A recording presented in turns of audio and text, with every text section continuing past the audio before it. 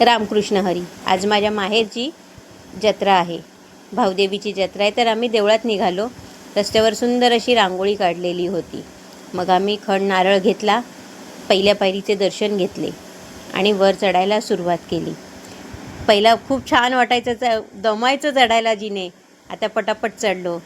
वरती गेलो तर सुंदर असं देऊळ सजवलेलं आहे. गर्दी पण खूप होती.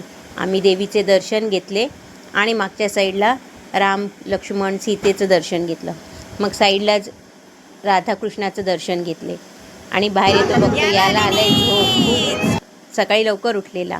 थंडाई घेतली. तर हिला पहिला आणलं कचऱ्यातून, पटचुकून आवडली. मग हिला आणलं कचऱ्यातून, मग हिला आणलं कचऱ्यातून, मला नाही आणलं कचऱ्यातून. मला हॉस्पिटल ती घरी आहे. बरोबर, तिला तर कपडेच नाही दिले. घरी आलो तर आईने वडे केलेले, भोकाचे गोडाचे. आणि मग आम्ही भंडाऱ्याला निघालो. भंडाऱ्यात सुंदर असं जेवण केलेलं होतं. हाय माझा भाऊ फोटोशूट करतोय.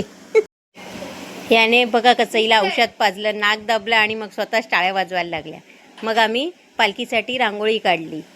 थँक्यू. लाईक